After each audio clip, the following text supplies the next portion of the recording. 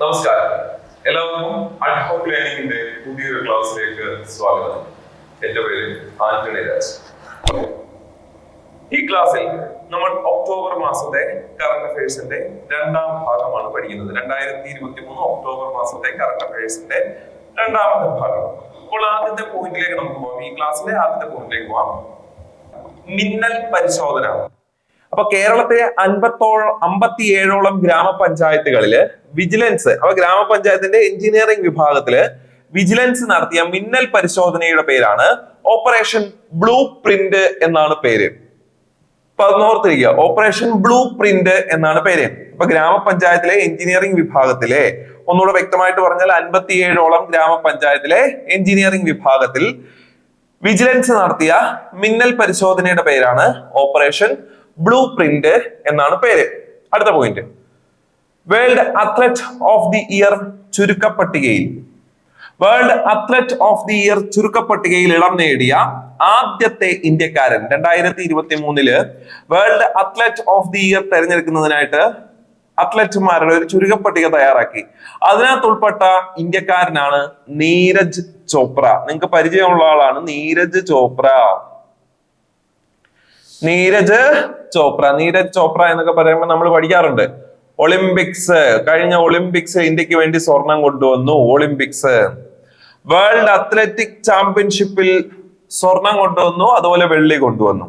2022 വെള്ളി, 2023 സ്വർണവും കൊണ്ടുവന്നു, അല്ലെ? നമ്മൾ പഠിച്ചിട്ടുണ്ട്. അപ്പൊ നമ്മളെ ആരാണ്? നീരജ് ചോപ്ര. അതുപോലെ തന്നെ ഇദ്ദേഹം ഏത് കായിക ഇനവുമായി ബന്ധപ്പെട്ടിരിക്കുന്നു അറിയാം? ജാവലിൻ. ഇദ്ദേഹം ജാവലിൻ നിറഞ്ഞ ഇന്ത്യക്ക് വേണ്ടി സ്വർണം നേടിയ ആ ദിവസമാണ് എന്ത്? ദേശീയ ജാവലിൻ ദിനമായിട്ട് ആചരിക്കുന്നു. ദേശീയ ജാവലിൻ ദിനമായിട്ടൊക്കെ ആചരിക്കുന്നത്. പോട്ടെ, അതിലേക്കൊക്കെ പിന്നെ വരാം. അപ്പൊ World Athlete of the Year ചുരുക്കപ്പട്ടികയിൽ ഇടം നേടിയ ആദ്യത്തെ ഇന്ത്യക്കാരനാണ് നീരജ് ചോപ്ര. പോയിന്റ് ക്ലിയർ ആണ്. അടുത്ത പോയിന്റ്, വിഴിഞ്ഞം അന്താരാഷ്ട്ര തുറമുഖം. വിഴിഞ്ഞം അന്താരാഷ്ട്ര തുറമുഖം ഉദ്ഘാടനം 2023 ഒക്ടോബർ മാസം 15-നാണ് ഉദ്ഘാടനം. 2023 ഒക്ടോബർ മാസം 15-നാണ് ഉദ്ഘാടനം നടക്കുന്നത്, വിഴിഞ്ഞം അന്താരാഷ്ട്ര തുറമുഖം. ഇനി അടുത്തത്, ഈ വിഴിഞ്ഞം അന്താരാഷ്ട്ര തുറമുഖത്തേക്ക് എത്തുന്ന ആദ്യത്തെ കപ്പൽ ഏതാണ്? വിഴിഞ്ഞം അന്താരാഷ്ട്ര തുറമുഖത്തിലേക്ക് എത്തുന്ന ആദ്യത്തെ കപ്പലിന്റെ പേരാണ് ഷൻഹുവ 15. ഒരു ചൈനീസ് കപ്പലാണ്. വിഴിഞ്ഞം അന്താരാഷ്ട്ര തുറമുഖത്തിലേക്ക് എത്തുന്ന ആദ്യത്തെ കപ്പൽ എന്ന് പറയുന്നത് ഒരു ചൈനീസ് കപ്പലാണ്. അതിന്റെ പേരാണ് ഷൻഹുവ 15. അല്ലെ? വിഴിഞ്ഞം അന്താരാഷ്ട്ര തുറമുഖത്തിന്റെ MD ആയിട്ട് നിയമിച്ചത് ആരെയാണ്? വിഴിഞ്ഞം അന്താരാഷ്ട്ര തുറമുഖത്തിന്റെ MD ആയിട്ട് നിയമിച്ചത് ആരെയാണ്? അതെ, ഒരു IAS ഉദ്യോഗസ്ഥയാണ്. വിഴിഞ്ഞം അന്താരാഷ്ട്ര തുറമുഖത്തിന്റെ MD ആരാണ്? ദിവ്യ. അല്ലെ? ദിവ്യ എസ് അയ്യർ. അല്ലെ? നേരത്തെ പത്തനംതിട്ട ജില്ലാ കളക്ടർ ഒക്കെ ആയിരുന്നു. ദിവ്യ എസ് അയ്യർ. ആ പേരൂടെ അവിടെ ഒന്ന് ഓർത്ത് വെച്ചോളൂ, തിരിച്ചു തരാം. അപ്പം 2023 ഒക്ടോബർ 15 ഉദ്ഘാടനം, ഷൻഹുവ 15 ചൈനീസ് കപ്പൽ, ദിവ്യ എസ് അയ്യർ. അപ്പൊ വിഴിഞ്ഞം തുറമുഖവുമായി ബന്ധപ്പെട്ട 3 കാര്യങ്ങളാണ് പറഞ്ഞത്. അടുത്തത്, 4 വർഷ ബിരുദ കോഴ്സുകൾ ആരംഭിക്കുന്ന കേരളത്തിലെ ആദ്യത്തെ സർവകലാശാല ഏതാണ്? 4 വർഷ ബിരുദ കോഴ്സ് ആരംഭിക്കുന്ന കേരളത്തിലെ ആദ്യത്തെ സർവകലാശാലയാണ് കേരള സർവകലാശാല. നേരത്തെ ട്രാവൻകൂർ യൂണിവേഴ്സിറ്റി ആയിരുന്നു, പിന്നാണ് കേരള യൂണിവേഴ്സിറ്റി ആയത്. അപ്പോൾ 4 വർഷ ബിരുദ കോഴ്സ് ആരംഭിച്ച കേരളത്തിലെ ആദ്യത്തെ സർവകലാശാല ഏതാന്ന് ചോദിച്ചാൽ അത് കേരള സർവകലാശാല എന്ന് ഓർത്തിരിക്കുക. അടുത്തത്, സംസ്ഥാന ഗവൺമെന്റിന്റെ അല്ലെങ്കിൽ കേരള ഗവൺമെന്റിന്റെ നിയന്ത്രണത്തിലുള്ള ആദ്യത്തെ സ്പൈസസ് പാർക്ക് നിലവിൽ വന്നത് എവിടെയാണ്? സംസ്ഥാന ഗവൺമെന്റിന്റെ നിയന്ത്രണത്തിലുള്ള ആദ്യത്തെ സ്പൈസസ് പാർക്ക് നിലവിൽ വരുന്നത് തൊടുപുഴ, ഇടുക്കി ജില്ലയിലെ തൊടുപുഴയിലാണ് നിലവിൽ വരുന്നത്. സംസ്ഥാന ഗവൺമെന്റിന്റെ നിയന്ത്രണത്തിലുള്ള ആദ്യത്തെ സ്പൈസസ് പാർക്ക് നിലവിൽ വരുന്നത് തൊടുപുഴ, ഇടുക്കി ജില്ലയിലെ തൊടുപുഴയിലാണ്. ആ പോയിന്റ് ക്ലിയർ ആണ്. അടുത്തത്, സിൽവർ ജൂബിലി ആഘോഷിക്കുന്ന ഇന്ത്യയിലെ ആദ്യത്തെ വനിതാ പോലീസ് സ്റ്റേഷൻ അതാണ് കോഴിക്കോട് വനിതാ പോലീസ് സ്റ്റേഷൻ. കോഴിക്കോട് വനിതാ പോലീസ് സ്റ്റേഷൻ. ഇതാണ് കേരളത്തിലെ ആദ്യത്തെ വനിതാ പോലീസ് സ്റ്റേഷൻ. സോറി, ഇന്ത്യയിലെയും കേരളത്തിലെയും ഇന്ത്യയിലെയും ആദ്യത്തെ വനിതാ പോലീസ് സ്റ്റേഷൻ ഏതാന്ന് ചോദിച്ചാൽ അത് കോഴിക്കോട് വനിതാ പോലീസ് സ്റ്റേഷൻ ആണ്. ഇത് സ്ഥാപിതമായിട്ട് 25 വർഷം പൂർത്തിയാവുകയാണ് എന്ന് പറയുമ്പോൾ സിൽവർ ജൂബിലി പോയിന്റ് അവിടെ ഓർത്തിരിക്കുക. അപ്പൊ വനിതാ പോലീസ് സ്റ്റേഷൻ സിൽവർ ജൂബിലി ആയി. ഇനി കാസർഗോഡ്. കേരളത്തിലെ 14 ജില്ലകളിൽ അവസാനം വന്ന ജില്ലയാണ് ഏത്? കാസർഗോഡ് അല്ലെ. കേരളത്തിലെ 14 ജില്ലകളിൽ അവസാനം വന്ന ജില്ല കാസർഗോഡാണ്. കാസർഗോഡ് ലാസ്റ്റ് വന്ന ജില്ല, അവസാനം വന്ന ജില്ല. ദൈവങ്ങളുടെ നാട് എന്ന് പറയും. ദൈവങ്ങളുടെ നാട്. നദികൾ കൂടുതലുള്ള ജില്ല. ബേക്കൽ കോട്ട സ്ഥിതി ചെയ്യുന്നു. ബേക്കൽ കോട്ടയായാലും ബേക്കൽ ബീച്ച് ആയാലും കാസർഗോഡാണ്. അപ്പൊ കേരളത്തിൽ അവസാനം വന്ന ജില്ല, ദൈവങ്ങളുടെ നാട്, നദികൾ കൂടുതൽ, ബേക്കൽ കോട്ട, ബേക്കൽ ബീച്ച്, ചന്ദ്രഗിരി കോട്ട, ഹോസ്ദുർഗ് കോട്ട, കാഞ്ഞങ്ങാട് കോട്ട അല്ലെ. പുകയില കൂടുതൽ, അങ്ങനെ ഒരുപാട് പുകയില കൂടുതൽ ഉൽപ്പാദിപ്പിക്കുന്നു അല്ലെ. ഇനി ഒരുപാടുണ്ട് പ്രത്യേകത. കാസർഗോഡ്.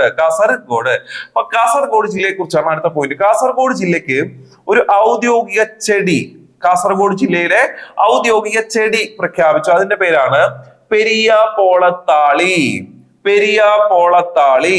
അപ്പൊ കാസർഗോഡ് ജില്ലയുടെ ഔദ്യോഗിക ചെടി ഏത്? ഔദ്യോഗിക ചെടിയുടെ പേരാണ് പെരിയാപോളത്താളി. ഔദ്യോഗിക വൃക്ഷം, കാസർഗോഡ് ജില്ലയുടെ ഔദ്യോഗിക വൃക്ഷത്തിന്റെ പേരാണ് കാഞ്ഞിരം അല്ലെ. കാഞ്ഞിരം നമ്മൾ കേട്ടിട്ടുണ്ട്. അപ്പൊ ഔദ്യോഗിക ചെടി പെരിയാപോളത്താളി, ഔദ്യോഗിക വൃക്ഷം കാഞ്ഞിരം. ഇനി ഔദ്യോഗിക ജന്തു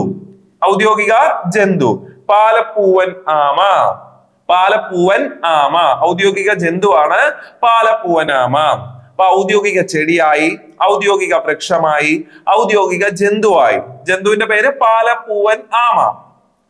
ഇനി ഔദ്യോഗിക പക്ഷി വെള്ളവയറൻ കടൽപ്പരുന്ത്. വെള്ളവയറൻ കടൽപ്പരുന്ത് പക്ഷി. വെള്ളവയറൻ കടൽപ്പരുന്ത്. അപ്പൊ ചെടിയുടെ പേരെന്തായിരുന്നു? പെരിയാപോളത്താളി. വൃക്ഷം കാഞ്ഞിരം. ജന്തു ഓർമ്മയുണ്ട്, ആമ. എന്താമയാ? പാലപ്പൂവൻ ആമ. പക്ഷി എന്താണ്? വെള്ളവയറൻ കടൽപ്പരുന്ത്. അപ്പൊ അതവിടെ നിങ്ങൾ ഓർത്തിരിക്കുക, കാസർഗോഡ് ജില്ലയുമായി ബന്ധപ്പെട്ട്. അടുത്തത് തമിഴ്നാട്ടിലെ Thanjavur agricultural college and research centre.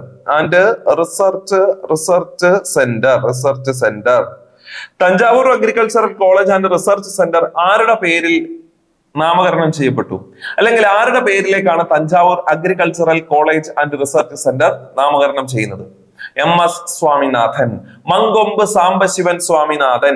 MS സ്വാമിനാഥന്റെ പേരിലേക്ക് നാമകരണം ചെയ്യുകയാണ് തമിഴ്നാട്ടിലെ ഒരു college, Thanjavur agricultural college and research centre. MS Swaminathan Indian ഹരിത വിപ്ലവത്തിന്റെ പിതാവ്.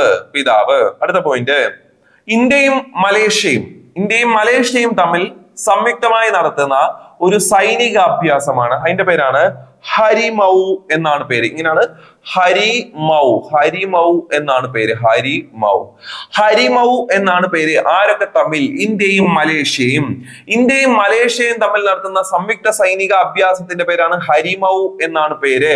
ഹരിമൗ എന്നാണ് പേര്. പഠിക്കുക. അടുത്തത് ന്യൂസിലാൻഡിന്റെ പുതിയ പ്രധാനമന്ത്രിയുടെ പേര്. ന്യൂസിലാൻഡിന്റെ പേരാണ് ക്രിസ്റ്റഫർ ലക്സൺ എന്നാണ് പേര്. ന്യൂസിലാൻഡിന്റെ പുതിയ പ്രധാനമന്ത്രിയുടെ പേരാണ് ക്രിസ്റ്റഫർ ലക്സൺ. അല്ലെ, ഒരു സിനിമയുടെ പേരാണ് എന്ത്? ക്രിസ്റ്റഫർ. ആ പേരൊന്ന് കണക്ട് ചെയ്താൽ മതി. ന്യൂസിലാൻഡിന്റെ പ്രധാനമന്ത്രി. ന്യൂസിലാൻഡിന് ന്യൂ പ്രധാനമന്ത്രി അല്ലേ?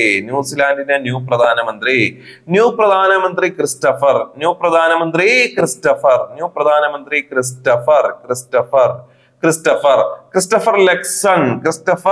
ലക്സൺ കേട്ടോ. അപ്പൊ പുതിയ പ്രധാനമന്ത്രിയുടെ പേര് ക്രിസ്റ്റഫർ ലക്സൺ എന്നാണ്. അപ്പൊ അതും അവിടെ ക്ലിയർ ആയി.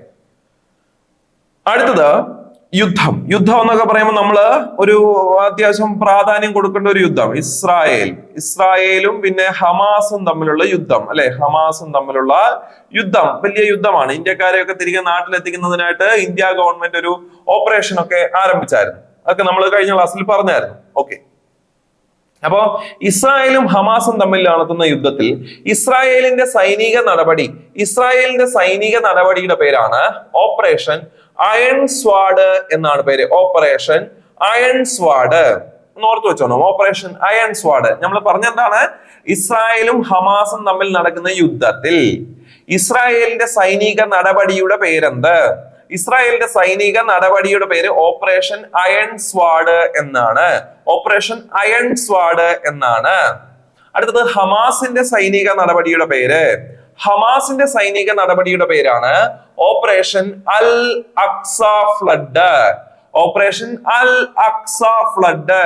ഓപ്പറേഷൻ അൽ അക്സ ഫ്ലഡ്.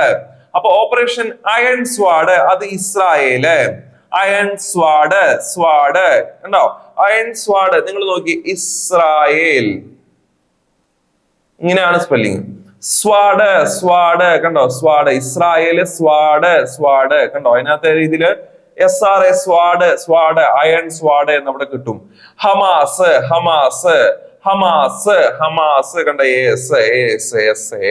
ഹമാസ് അക്സ അക്സ ഹമാസ് അക്സ ഹമാസ് അക്സ ഫ്ലഡ്. ആ രീതിയിൽ ഒന്ന് ഓർത്തേക്കുക കേട്ടോ.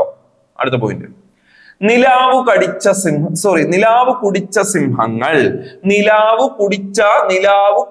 സിംഹങ്ങൾ ആരുടെ ആത്മകഥയാണ്? നിലാവ് കുടിച്ച സിംഹങ്ങൾ ആരുടെ ആത്മകഥയാണ്?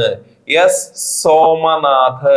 സോമനാഥ് ISROയുടെ ഇപ്പോഴത്തെ ചെയർമാനായ സോമനാഥിന്റെ ആത്മകഥയുടെ പേരാണ് നിലാവ് കുടിച്ച സിംഹങ്ങൾ. നിലാവ് കുടിച്ച സിംഹങ്ങൾ. അപ്പൊ അത് ഓർത്തുക്കുക.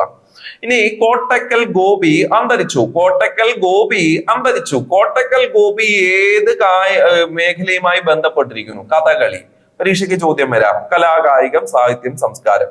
കഥകളി. കഥകളി ആ ഒരു ഭാഗത്ത് നിങ്ങൾക്ക് പഠിക്കാനുള്ളതാണ് കഥകളി. അപ്പൊ ഈ കോട്ടക്കൽ ഗോപിയുടെ പേര് അവിടെ ഓർത്തു വെച്ചോണം. കോട്ടക്കൽ ഗോപി കഥകളിയുമായി ബന്ധപ്പെട്ടിരിക്കുന്നു. അടുത്തത് മാജിക്കിലെ ഓസ്കാർ. മാജിക്കിലെ ഓസ്കാർ. നമ്മൾ ഓസ്കാർ പുരസ്കാരം എന്നൊക്കെ പറഞ്ഞ് കേട്ടിട്ടുണ്ട് അല്ലെ? ഓസ്കാർ പുരസ്കാരം 95-ാമത്തെ 96-ാമത്തെ ഓസ്കാർ പുരസ്കാരം ഒക്കെ നിങ്ങൾക്ക് പഠിക്കാനുണ്ട്. ഓക്കെ, അപ്പൊ മാജിക്കിലെ ഓസ്കാർ എന്നറിയപ്പെടുന്ന പുരസ്കാരമാണ് മർലിൻ പുരസ്കാരം. മർലിൻ പുരസ്കാരം. മർലിൻ പുരസ്കാരം 2023 നേടിയത് ആളുടെ പേരാണ് അശ്വിൻ പരവൂർ. അപ്പൊ ഈ പേര് ഓർത്ത് വെക്കുക, അശ്വിൻ പരവൂർ. മാജിക്കിലെ ഓസ്കാർ എന്നറിയപ്പെടുന്ന മെർലിൻ പുരസ്കാരം 2023 നേടിയത് ആളുടെ അശ്വിൻ പരവൂറാണ്. അശ്വിൻ പരവൂറാണ്. അശ്വിൻ പരവൂറാണ്. അപ്പൊ അതവിടെ വ്യക്തമായി എന്ന് വിചാരിക്കുന്നു. അടുത്ത വീണ്ടും ഒരു പുരസ്കാരത്തെ കുറിച്ചാണ് പറയുന്നത്. ഇങ്ങനെ ഒരു പേര് നിങ്ങൾ കേട്ടിട്ടുണ്ട്, JC ഡാനിയൽ. JC ഡാനിയൽ മലയാള സിനിമയുടെ പിതാവ്. മലയാള സിനിമയുടെ പിതാവ് JC ഡാനിയൽ. ഇദ്ദേഹത്തിന്റെ പേരിൽ നൽകുന്ന പുരസ്കാരമാണ് JC ഡാനിയൽ പുരസ്കാരം. അതാണ് കേരളത്തിൽ ചലച്ചിത്ര മേഖലയിൽ കൊടുക്കുന്ന ഏറ്റവും വലിയ പുരസ്കാരം. JC ഡാനിയൽ പുരസ്കാരമാണ്. ആ ഒരു പുരസ്കാരമല്ല ഇവിടെ പറയുന്നത്. ഇവിടെ പറയുന്ന പുരസ്കാരത്തിന്റെ പേര് ശ്രദ്ധിച്ചോണം. JC ഡാനിയൽ ഫൗണ്ടേഷൻ പുരസ്കാരം. JC ഡാനിയൽ ഫൗണ്ടേഷൻ പുരസ്കാരം. JC ഡാനിയൽ ഫൗണ്ടേഷൻ പുരസ്കാരം 2023. JC ഡാനിയൽ ഫൗണ്ടേഷൻ പുരസ്കാരം 2023. അപ്പൊ ആ പുരസ്കാരമാണ് പറയുന്നത്. JC ഡാനിയൽ പുരസ്കാരം മറ്റൊന്നാണ്, ശ്രദ്ധിക്കൂ. JC ഡാനിയൽ ഫൗണ്ടേഷൻ പുരസ്കാരം 2023 മികച്ച ചിത്രം ഏതായിരുന്നു? JC ഡാനിയൽ ഫൗണ്ടേഷൻ പുരസ്കാരം 2023 മികച്ച ചിത്രം ഏതായിരുന്നു? അത് ഇതായിരുന്നു, നാത്താൻ കേസുകൊട്. നാത്താൻ കേസുകൊട്. നിങ്ങൾ അങ്ങനെ ഒരു ചിത്രം കേട്ടിട്ടുണ്ടായിരിക്കും, നാത്താൻ കേസുകൊട്. അതായിരുന്നു മികച്ച ചിത്രം. മികച്ച നടൻ ആരായിരുന്നു എന്ന് ചോദിച്ചാൽ Kunchacko Boban. JC Daniel foundation പുരസ്കാരം 2023 മികച്ച നടൻ കുഞ്ചാക്കോ ബോബൻ. മികച്ച നടിയാണ് മഞ്ജു വാര്യർ. മികച്ച നടിയാണ് മഞ്ജു വാര്യർ. അപ്പൊ JC ഡാനിയൽ ഫൗണ്ടേഷൻ പുരസ്കാരം 2023 ബന്ധപ്പെട്ട 3 പോയിന്റ് ഞാൻ പറഞ്ഞു.